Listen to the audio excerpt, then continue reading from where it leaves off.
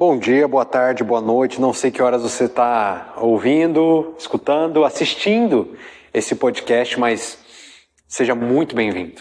Sabe que você não está aqui por acaso, você não caiu aqui por acaso. Se é a sua primeira vez, seja no Spotify, seja no YouTube, em outras plataformas de áudio, que esse conteúdo ele é distribuído. Mas eu quero agradecer muito mesmo a sua presença, quero agradecer muito mesmo o seu voto de confiança, e eu tenho certeza que Deus quer nos conduzir a caminhos de maturidade. Eu tenho plena convicção de que Deus está nos levando a lugares, a águas mais profundas na presença dEle, a níveis de experiências mais profundas, para que a gente se esqueça, para que a gente deixe aquilo que passou no passado e a gente se abra como novos odres para receber o vinho novo que Ele está derramando sobre a nossa nação. E se você está aqui hoje, você está buscando isso. Se você está aqui hoje, você está procurando isso. Sabe, nós estamos encerrando mais um ano, nós estamos encerrando mais um ciclo, né? É evidente que a agenda de Deus, ela não se baseia no nosso próprio calendário, mas a gente pode se utilizar deste calendário para que a gente ressignifique algumas coisas, para que a gente reflita sobre algumas coisas. Eu quero compartilhar com você hoje a mensagem que mais Deus tem falado ao meu coração, que tem sido alvo de e-books, que tem sido alvo de livros, que tem sido alvo aí da minha maior atenção desde o ano de 2022. Então, desde o ano de 2022, ali no começo, eu tenho me debruçado nesse tipo de mensagem. E eu entendo que hoje, o maior problema da igreja não é nem o pecado, mas tudo que é aquilo que a gente tem como problema presente da igreja parte de um lugar. E este lugar é a idolatria. Deus está caminhando pela sua igreja, levantando os pés, para conseguir passar sobre os vários altares que a gente tem colecionado nos nossos cultos, nos nossos ajuntamentos, nas nossas reuniões e no nosso coração também. Hoje em dia você já não vê, como antigamente, como na época de Israel, grandes altares, grandes estátuas, grandes totens feitos de ouro, de prata, de madeira, de bronze, na pedra, esculpidos. Você não vê isso. Mas os ídolos continuam, e talvez numa quantidade, talvez numa frequência até maior. E a maioria deles estão na igreja, estão dentro do templo, mas também estão no nosso coração.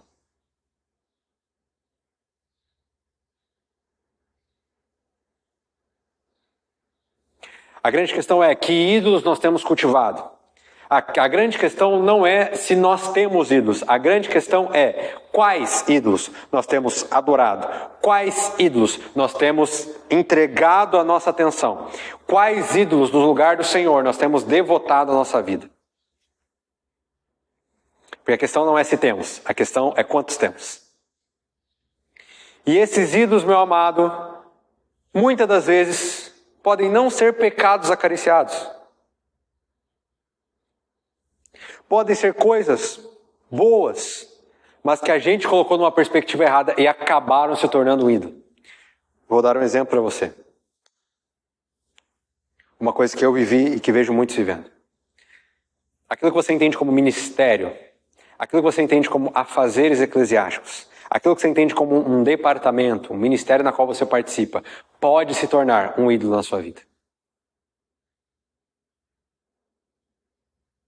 Quando aquilo está acima de todas as coisas, quando cumprir uma agenda está acima de qualquer outra vontade, quando cumprir uma agenda está acima, por exemplo, de você tirar tempo com o seu cônjuge, tirar tempo com os seus filhos, quando a sua percepção de servir a Deus está apenas restringida a fazer algo aqui em cima, fazer algo no púlpito, fazer algo nos limites estruturais de uma igreja, de um templo, então há grandes chances daquilo ter se tornado o seu ídolo. Se é algo que você não consegue abandonar, que você não consegue ver sem, ou pior, você se sente pecador, você se sente infrutífero, você se sente improdutivo por não estar realizando um afazer ministerial, então há grandes chances daquele ministério, daquela função, daquela agenda estar se tornando um verdadeiro ídolo na sua vida. Porque o que mais importa em uma vida cristã não é apenas fazer coisas para Deus, mas estar com Ele. E quando eu digo estar com Ele, eu estou falando de relacionamento, intimidade. Talvez você saiba muitas coisas sobre Deus, mas você não o conhece. E existe a chance disso acontecer. Porque estar envolvido, estar cumprindo a sua agenda, muitas vezes de forma excelente, muitas vezes de forma compromissada. Mas estar fazendo tudo isso nos dá uma falsa sensação de que estamos cumprindo a vontade de Deus. E na verdade, o que pode estar acontecendo é, na verdade, um manifestar do seu orgulho, da sua necessidade de aprovação perante as pessoas, da sua necessidade de reconhecimento ou de fabricar uma aparente santidade, e Deus é deixado de lado. Vale sempre ressaltar que a mensagem de Apocalipse 3:20, que diz que Jesus está à porta e bate, ela é uma mensagem para a igreja. Isso nos ensina que é possível fazer igreja e Jesus estar do lado de fora, querendo entrar. Quem tem sido o centro das nossas programações? Quem tem sido o Senhor dos nossos ajuntamentos? Quem tem sido o Senhor das nossas conferências, das nossas agendas? Será que é o Senhor Jesus? Será que a gente está permitindo nos desfazer de nossas programações para ouvir o que Jesus está dizendo? Ou será que Ele está do lado de fora, querendo entrar? Sabe, a gente está se tornando tão arregimentado, a gente está se tornando tão rígido, a gente está se tornando tão amarrado, que a impressão que eu tenho é que Jesus não tem mais espaço. Tudo tem que acontecer de forma milimétrica e perfeita. A gente não pode abrir espaço. A gente tem medo que Deus venha e fale. Porque sempre que Deus vem e fala, alguma coisa em nós vai morrer. Quando eu falo de morte, eu estou falando da morte no Novo Testamento. Morte por seu próprio eu. E muitos de nós estamos com medo de morrer. Estamos com medo de nos desapegarmos. Qual foi a última vez que nós viemos a um ajuntamento, que nós viemos a um culto, e nós não falamos nada, e nós não fizemos nada, apenas sentamos e esperamos o que Deus iria fazer? A real é que a gente está tão ansioso, cara, tão automático, que a gente chega, a gente vem aqui, a gente se prepara, a gente não pensa, a gente mal ora, faz as coisas, sai do culto, nem lembra do que foi pregado, nem lembra do que foi cantado, e a gente já se prepara para a próxima agenda, para a próxima conferência, para o lançamento do próximo livro, do livro do próximo ano, da próxima agenda. E assim vai. Isso nos dá uma falsa sensação de estarmos envolvidos na obra de Deus.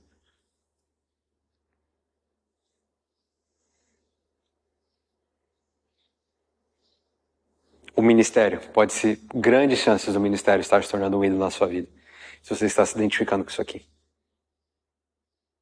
A pandemia veio, passou e a gente não aprendeu nada. Quando tudo é tirado, quando não tem mais agendas, quando não tem culto, quando não tem pequeno grupo para liderar, quando não tem célula para liderar, quando não tem programação para fazer, quando não tem agenda para cumprir, o que te resta? O que você faz ou quem você é? Não sei se você sabe, mas no céu Deus não vai precisar do seu serviço. Não vai precisar.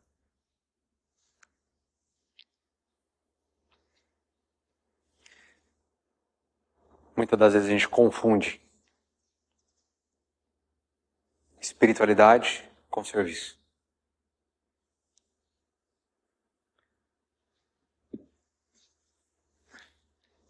E serviço não é sinônimo de espiritualidade.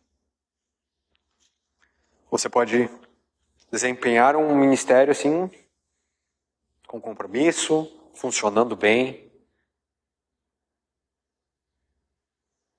E aquilo, na verdade, é muito mais fruto do seu orgulho, da sua necessidade de reconhecimento, do que propriamente traduzir a sua fé. Compartilhar com outros aquilo que Jesus tem feito em você. Durante muitos anos da minha vida, eu foquei em preparar sermões legais. Começo, meio e fim, exposição, tudo mais. E aquilo mascarava, na verdade, uma total falta de intimidade com Jesus. Eu vinha, decorava um roteiro e liberava esse roteiro. Mas não tinha vida. Quantos e quantos cultos, louvores eu tenho ido, eu tenho vivido, que não tem vida. São belos musicalmente, são belos tecnicamente, predetores com uma oratória invejável, mas que não tem vida. Quantos dos nossos cultos, amados, não têm vida? Funcionam bem, são organizados, mas não têm vida. Não percebe a experiência do Espírito, não percebe a manifestação, a presença, não consegue nem ouvir a voz do Espírito Santo. Sabe, a Bíblia em Ezequiel, capítulo 6, a partir do verso 1, vai dizer assim: esta palavra do Senhor veio a mim. Filho do homem, vire o rosto contra os montes de Israel. Profetize contra eles e diga: ó montes de Israel, ouçam a palavra do Senhor. Assim diz o soberano Senhor, aos montes e às colinas, às ravinas e aos vales. Eu estou prestes a trazer espada contra vocês. Vou destruir os seus altares idólatras. Seus altares serão arrasados. Seus altares de incenso serão esmigalhados. E abaterei o seu povo na frente dos seus ídolos. Porei cadáveres dos israelitas em frente aos seus ídolos. E espalharei os seus ossos ao redor dos seus altares. Onde quer que você viva, as cidades serão devastadas, e os altares idólatras serão arrasados e devastados, os seus ídolos serão esmigalhados e transformados em ruínas. Os seus altares de incenso serão derrubados, e tudo que vocês realizaram será apagado. Seu povo cairá morto no meio de vocês, e vocês saberão que eu sou o Senhor. Palavras duras que nós, em uma percepção equivocada por não conhecermos, por não buscarmos, temos de Deus. Palavras duras que traduzem o caráter, que faz parte do caráter de Deus e que muitas vezes a gente não abre os olhos para isso. O quanto que ele leva a sério a questão da adoração. E quando eu digo adoração, não estou falando apenas de um momento musical no culto, estou falando de uma vida. Quem você tem adorado? O que você tem adorado? Será que o alvo da sua adoração, na verdade, é o seu próprio eu? Será que você levanta as mãos no meio do culto para que as pessoas vejam quão espiritual você é e na verdade você não está reconhecendo nada, você não está se rendendo nada, você não está tendo encontros com a face de Deus. Você só quer provar para os outros que você é santo. Quando isso acontece, na verdade, o seu maior ídolo é você mesmo e não o Senhor. E existe uma mensagem de Deus hoje para a igreja: eu vou destruir os seus altares idólatras, eu vou transformar eles em pó.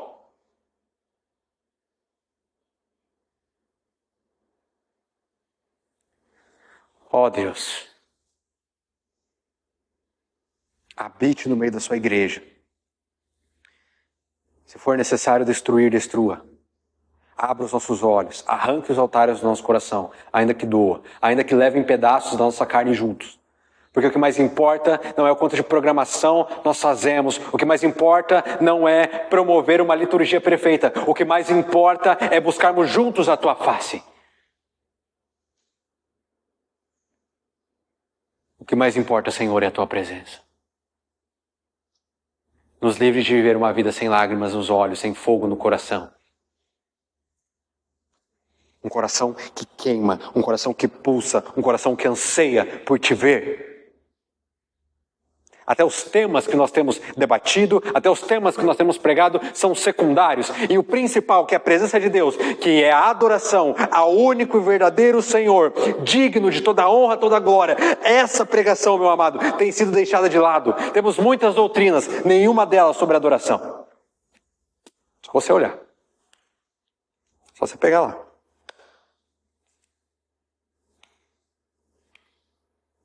Nenhuma delas específica sobre adoração.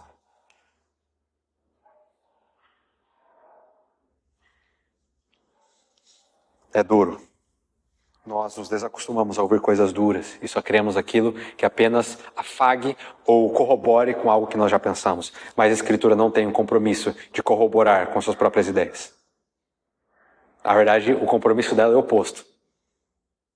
Quebrar tuas ideias, quebrar teus paradigmas, quebrar teus conceitos, pregar, assim como eu estou sendo pregado enquanto falo para você neste momento.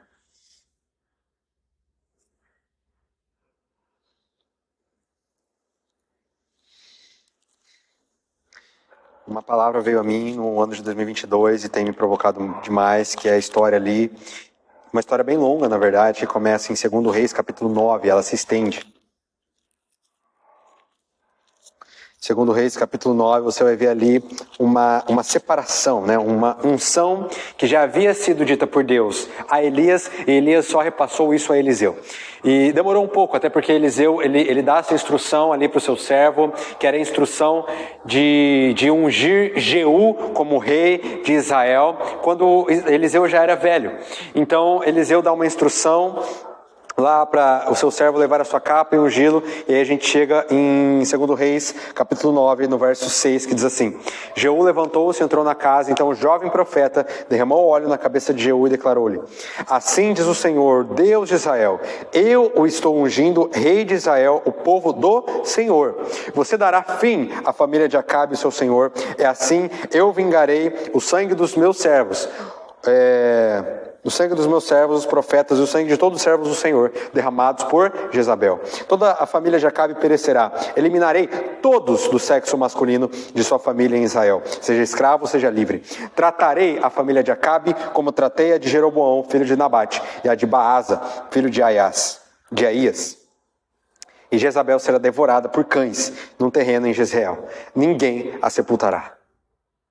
Observe a seriedade do Senhor em ungir um guerreiro como rei de Israel, aonde esse guerreiro, aonde esse rei, que não viveu todos os seus anos em completa plenitude, que não foi um dos melhores reis de Israel, mas foi ungido com um propósito muito específico, que era eliminar a adoração a Baal. E mais do que isso, eliminar tudo que promovia a adoração a deuses falsos naquele contexto. E naquele contexto, tudo que estava promovendo a adoração era a família de Acabe, todos os seus descendentes, e o espírito de Jezabel. O espírito de Jezabel esse, que hoje circunda e ronda os nossos cultos, as nossas igrejas e as nossas programações. E se não nos atentarmos para o espírito de Jezabel, ele ocupa a nossa mente, ele ocupa o nosso coração e faz-nos viver da mesma forma. Toda vez que alguma voz nova se levanta, a gente vai lá e poda. A gente não consegue enxergar o que Deus está fazendo de novo, a gente não consegue perceber e provar do vinho novo que está derramando, porque o espírito de Jezabel está nos consumindo por dentro. E a qualquer sinal de um novo mover que a gente não entende, a gente vai lá e poda.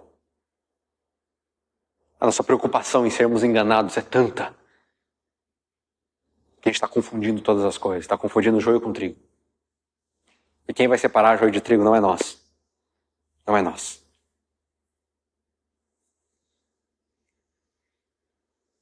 Não somos nós. Isso é mais sério do que a gente imagina. Essa é a mensagem mais pesada que tem sido pregada na minha vida.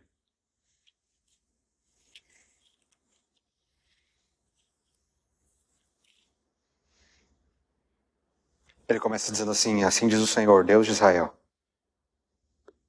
Eu estou ungindo o rei em Israel, o povo do Senhor. Deus quer restaurar essa posse. Deus quer restaurar essa reciprocidade de posse.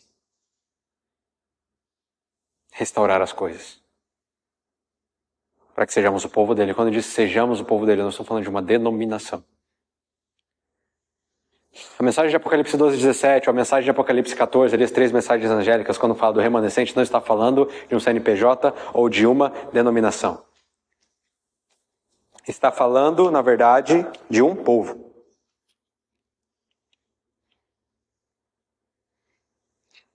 Existem alguns pensamentos de seita que nós devemos eliminar do nosso meio. Um deles: o que Deus tem para fazer, Deus vai fazer nesta igreja. Esse é pensamento de seita.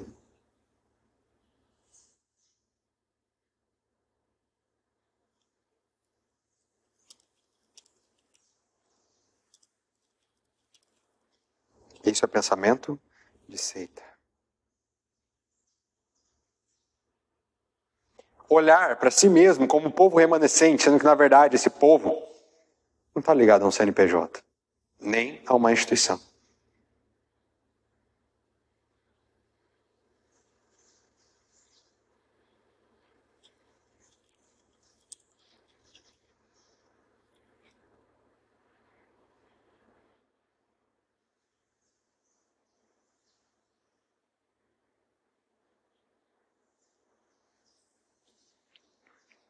Deus quer restaurar a sua igreja. Deus quer começar tudo novo de novo. E se Ele não conseguir fazer isso, Ele vai para as ruas. Deus não conseguiu restaurar. A intenção de Deus não era restaurar o sistema religioso da época de Jesus. Ele começou algo do zero. Existem momentos que Deus restaura as coisas, mas existem momentos que Deus levanta Davis. Que Deus levanta Sansão, que Deus levanta coisas novas, que Deus constrói coisas novas. Porque aquilo que já estava sendo feito nem vale a pena restaurar. Que nós não possamos ser estes, que não vale nem a pena ser restaurados, mas que nós reconhecemos a nossa condição de arrogância, de pecaminosidade, de altivez.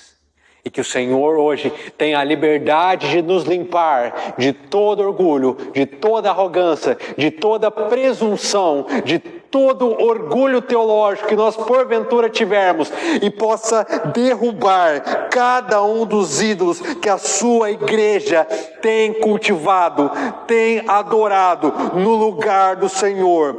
Ele não permite que ninguém roube dele a sua glória. E hoje nós nos colocamos como em posição de adoração, de devoção, reconhecendo que não somos nada, reconhecendo que somos pó e que o Senhor tem liberdade para vir e fazer o que o Senhor achar que tem que fazer.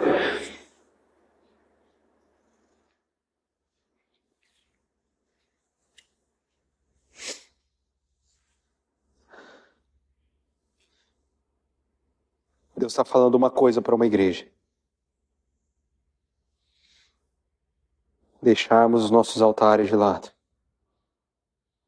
Não só isso, derrubarmos, queimarmos, reduzirmos a cinzas, reduzirmos a pó. As coisas que a gente acha que são importantes, nos focarmos naquilo que realmente é eterno. Jesus vai falar em João 17:3, a vida eterna é conhecer. A vida eterna não são ruas de ouro, não são mansões. A vida eterna é conhecer a Deus, conhecer o Pai. E Jesus ainda diz, eu faço o que eu vejo o meu Pai fazer. Aquilo que você tem feito, aquilo que você vê o seu Pai fazer, ou aquilo que você faz é nada mais que um reflexo de uma agenda automatizada.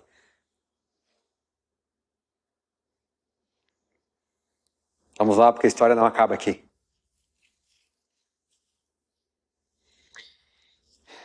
A partir disso começa uma chacina, na verdade. E a Bíblia diz em 1 Reis, agora capítulo 10, verso 11, assim: Então Jeú matou todos os que restavam da família de Acabe em Jezreel, bem como todos os seus altares, bem como todos os seus aliados influentes e os seus amigos pessoais e os seus sacerdotes, não lhe deixando sobrevivente algum. Verso 17, quando Jeú chegou a Samaria, matou todos os que restavam da família de Acabe, da cidade, e os exterminou, conforme a palavra do Senhor tinha dito não a Eliseu, a Elias. Conforme a palavra do Senhor. Muitas das vezes, meus amados, a palavra do Senhor não traz vida, traz morte. Mas uma morte necessária para que a gente abra os nossos olhos.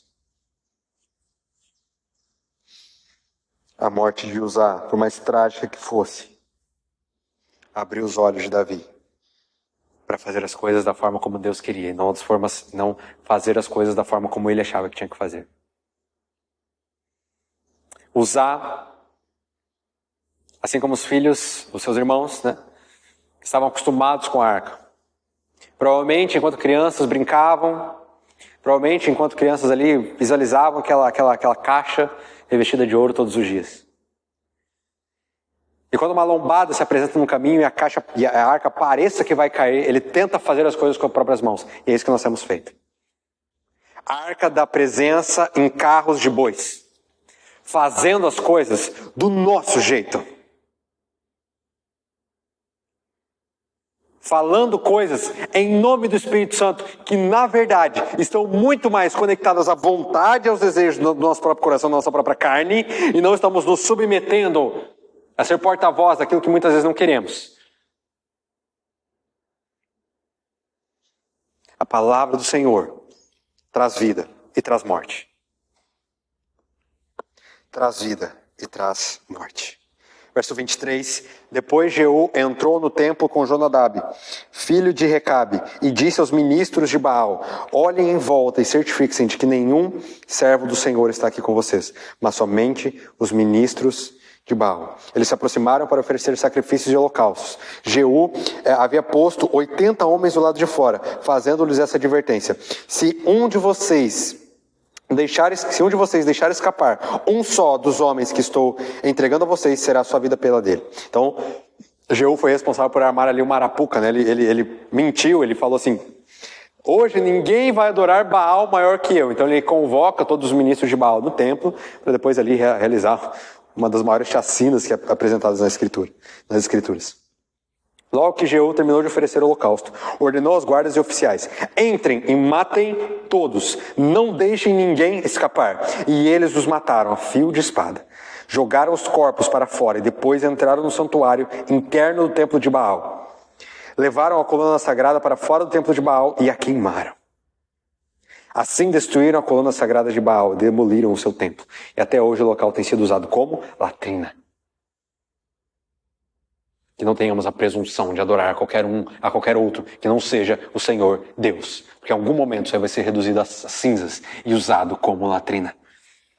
Verso 28. Assim Jeú eliminou a adoração a Baal em Israel.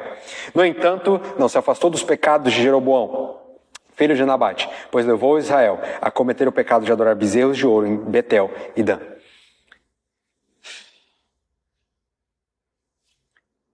Quando a gente vai lendo essa história, a gente não quer que ela termine dessa forma, né? Porque o texto começa dizendo: Jeú eliminou a adoração a Baal em Israel. Ele fez o que lhe foi pedido. Mas quando chegou a hora de, ao invés de ser um guerreiro, ser um rei, ele não se afastou desses pecados.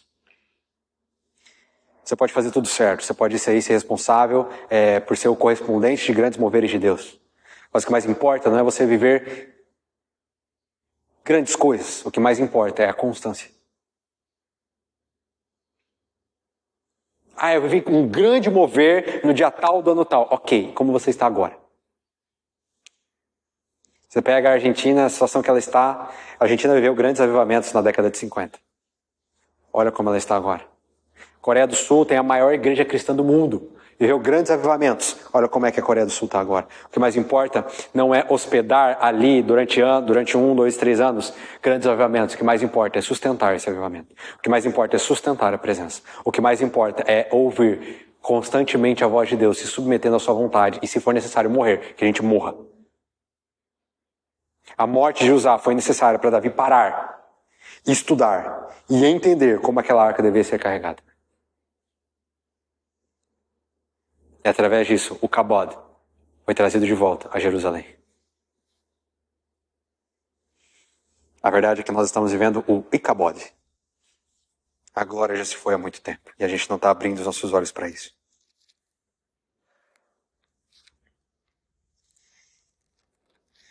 Nós não estamos abrindo os nossos olhos para isso.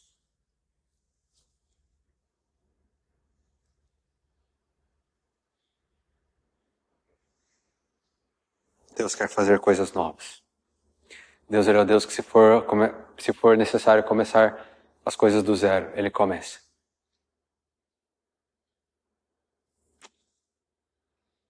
E se não for você, vai ser outra pessoa. A questão é que Deus não tem um plano para a sua vida. Deus tem um plano. E fez você para esse plano. A questão é se vamos aceitar ou não. A questão é se vamos nos submeter ou não. A questão é se vamos nos amoldar à vontade do Senhor, abrindo mão, custe o que custar, dos nossos ídolos, dos nossos altares, sejam eles o dinheiro, sejam eles o reconhecimento, sejam eles a necessidade de aprovação, sejam eles o nosso ministério. No ano de 2022 eu tive uma experiência muito profunda. Para quem não sabe, foi um ano que eu atentei contra a minha própria vida 2 vezes. Ali, momento de profunda depressão, de profunda falta de viver, profunda falta de uma dor intensa, profunda, onde eu fui laudado com depressão de severa a muito severa, onde tive que ser medicado, onde tive que ser praticamente dopado, onde uma doença que não atingiu só a mim, mas atingiu todos que estavam ao meu redor. Fiz meus pais sofrerem, fiz a Nadine sofrer por conta disso. Antes disso acontecer, eu estava totalmente entregue ao ministério. Fazendo e fazendo. Não estou dizendo que o ministério vai te causar depressão. Mas a incorreta perspectiva de qual lugar o ministério tem que ocupar na sua vida pode te levar a muitos problemas. Emocionais e até espirituais. Frequentar todos os cultos não te faz um cristão. Frequentar todos os cultos não fortalece a sua identidade como filho. O que faz isso? Relacionamento individual com as Escrituras e com o Evangelho. E aí você vem para cá, compartilhando aquilo que você já está vivendo. E se permite ser fortalecido pelos irmãos. Então isso aqui não... o nosso ajuntamento não é um lugar de palco para você ser reconhecido. O nosso ajuntamento é um lugar de compartilhamento. É um lugar de mesa.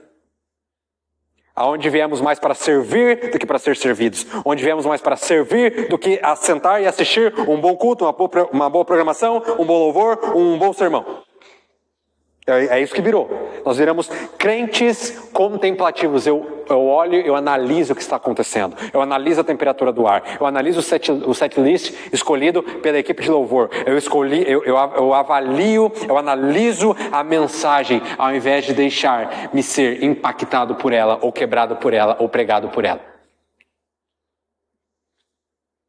Uau! Deus está falando uma coisa para uma igreja. Ele está falando uma coisa para uma igreja. Precisamos voltar à verdadeira adoração. Precisamos voltar à essência de todas as coisas. E vivendo aquela automatização. Sábado após sábado, domingo após domingo, liderando louvores, pregando, não sei o que, tal. E eu achava que eu era de ferro. Estava vendo grandes coisas, estava servindo ao Senhor.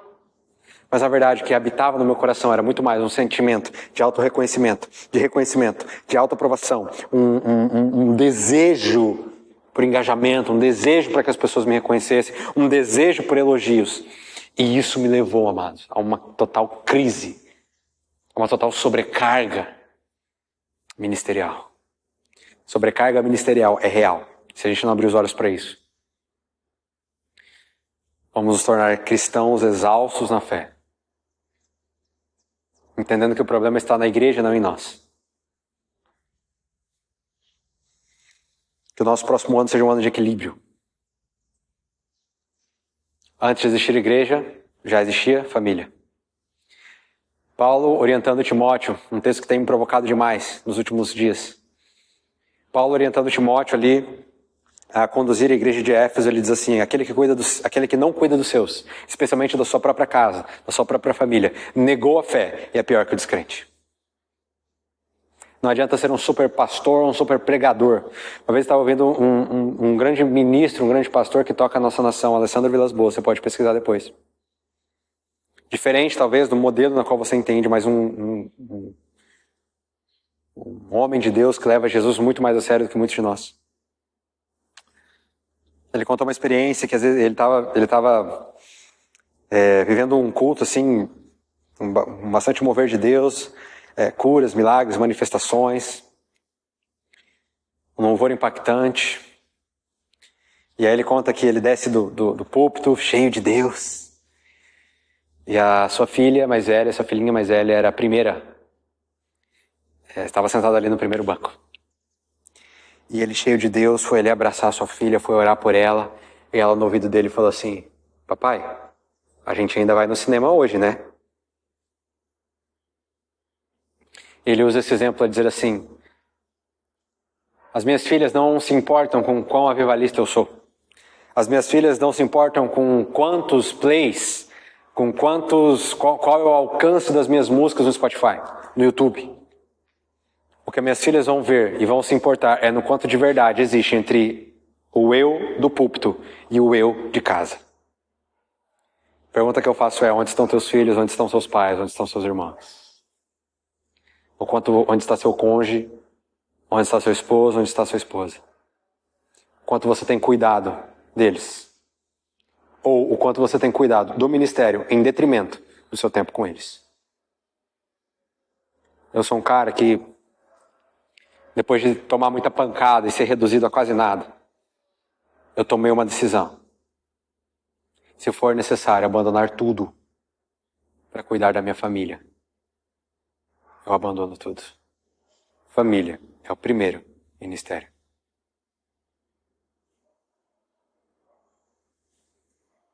E muitas das vezes, essa vida de igreja, ela tem ocupado tanto o primeiro lugar no nosso coração que a gente deixa até a família de lado para que os resultados ocorram. Isso é uma síndrome em famílias pastorais.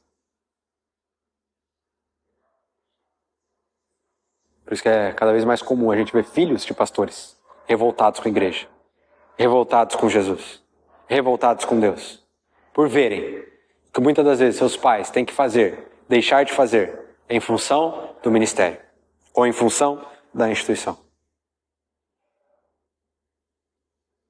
A instituição é essa que pensa mais em resultados do que em vida.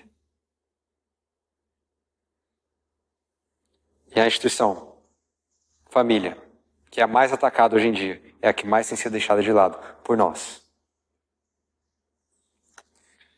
E nesse novo ano nós possamos tomar decisões difíceis, gente. A vida cristã, ela se baseia não só em momentos de alegria, não só em momentos de prazer, mas em momentos de conversas e decisões difíceis. Isso que eu estou te pregando hoje é muito difícil, cara. Muito difícil. Eu preferiria pregar sobre outras coisas, mas não posso deixar de te falar daquilo que Deus tem feito na minha vida e quer fazer na sua também.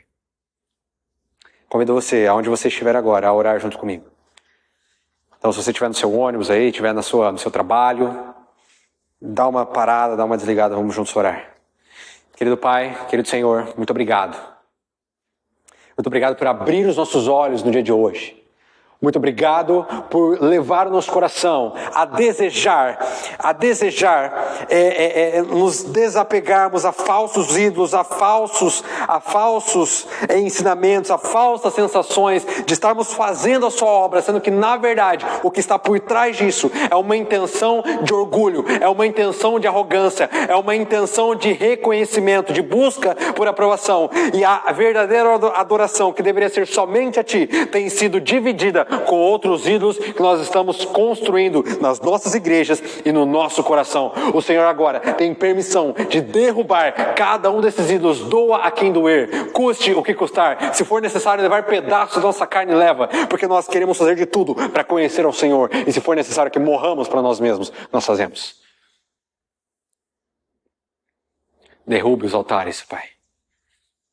Leva-nos a um verdadeiro lugar de adoração, da verdadeira adoração, a uma consciência de que somos Teu e o Senhor é o nosso Deus. E não existe outro, o Senhor é o único. O Senhor é o único. A único que é digno de receber a honra e a glória. Em nome de Cristo. Amém. Eu espero que essa mensagem tenha te pregado como me pregou agora. Compartilhe este conteúdo para que mais pessoas recebam essa mensagem. E a gente se vê no próximo conteúdo.